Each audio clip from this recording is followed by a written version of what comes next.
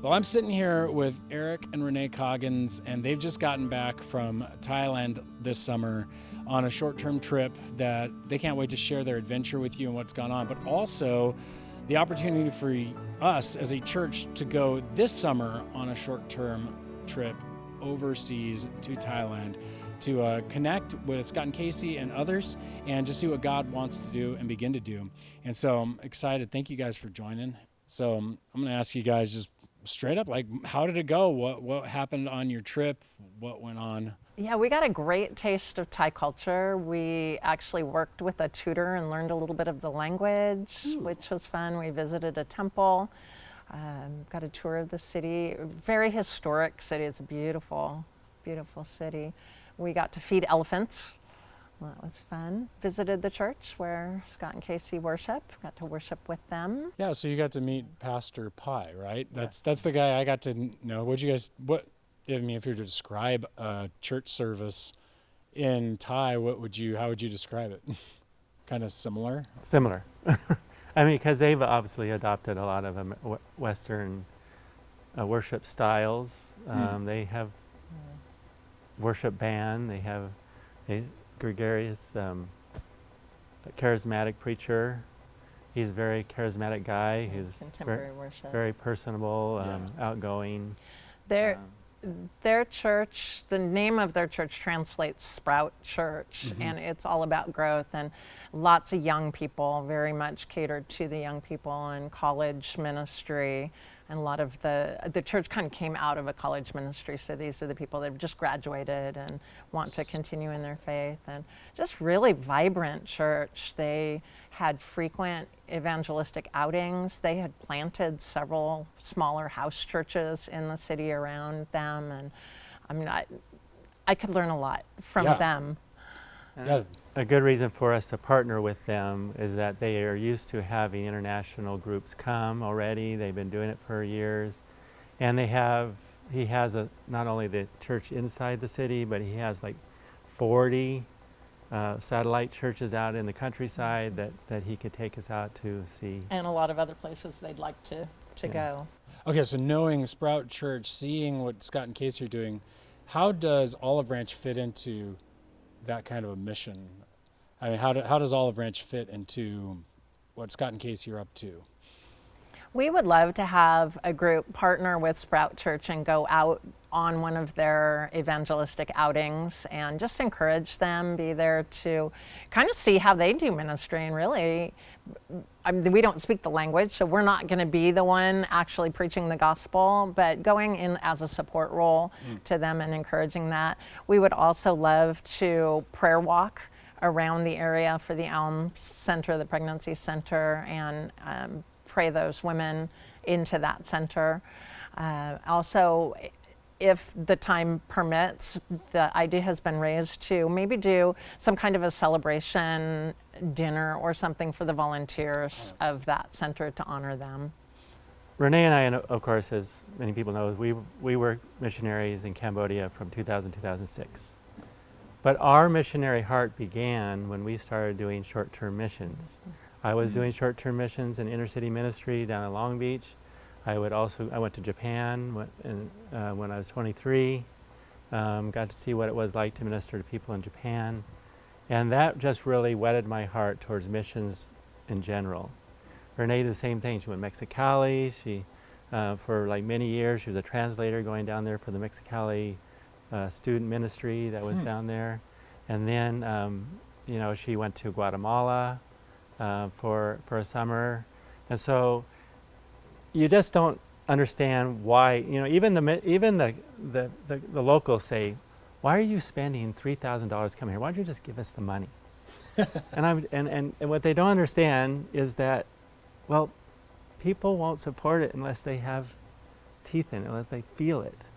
And every time somebody came to Cambodia to support us, to see what was going on, they became our greatest supporters.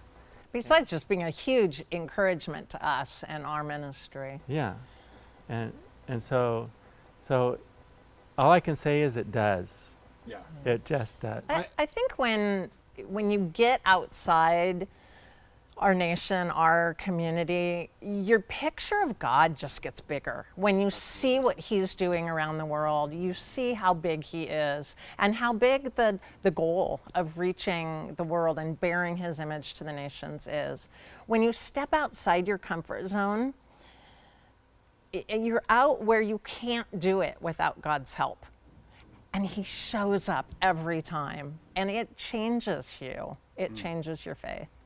There's some people who would love to go, but they can't. Maybe they've got some kind of infirmity or inability or even financial or something like that. What are other ways people get involved? Yeah, we're all called to bear God's image to the nations. We are all part of that team. And there are a lot of roles on that team. Some are going to go, but not all are. But everybody needs to be involved in sending them, in praying for them, in giving financially, in being on a team that works towards the logistics of getting others overseas. Which is bigger than people think. It's a lot of work. And we want to encourage people to do that. That's like a big part of my heart has always been to have a larger and larger team here helping those who can go.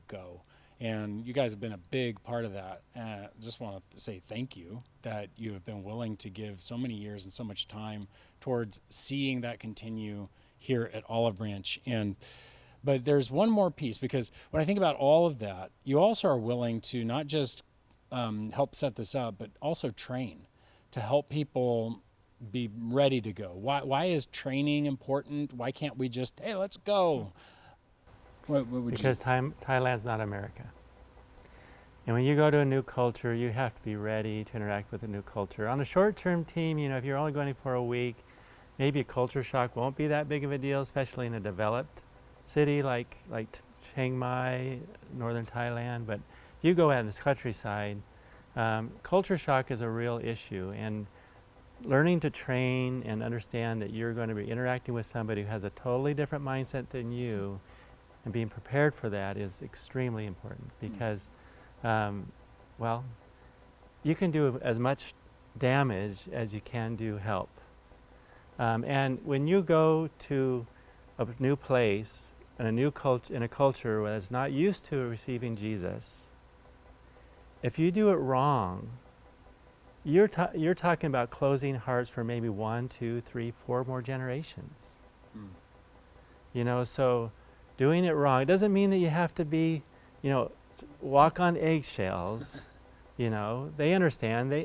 They see us on TV. They know what we look like because America is everywhere. They expect us to make mistakes. Yeah, they do. But at the same time, you don't have to make all those mistakes.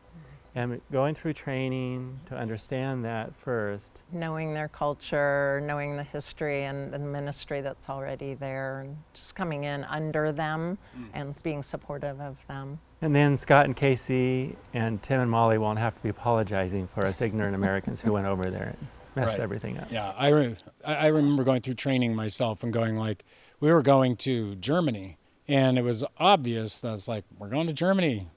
But the training itself, I think, was less about what I was going to encounter and more about me and God and what he wanted me to encounter. And I really love seeing when we train and when we see people kind of light up with this, that's what's going on. And so that I look forward to that. We at Olive Branch really want to see these short-term trips be more than just a week-long vacation. The week that we're in Thailand is really a small part of the big picture. What we'd like to see these trips be is really the next step on somebody's faith journey. Absolutely. How can they get a bigger picture of what God's doing around the world, and how can they find their role in that? And so we as a team want to come alongside those that go on these trips and really walk with them through that process as they prepare for the trip and even as they return home, in helping them debrief what God taught them while they were there and how they can use what God taught them to then give it back to Olive Branch and continue the ministry and further the ministry here. Well, and we want to encourage people to jump in on this trip. There's going to be some application stuff and things like that people will go through, and I know you guys will be available outside at the end of the service and available to get in contact with for the sake of going. And I'm excited to see where God's taking this. I know my family's excited. I know our staff is excited and the elders are excited. So thank you guys for your service and what you're doing. Thank you for allowing us to pursue our passion.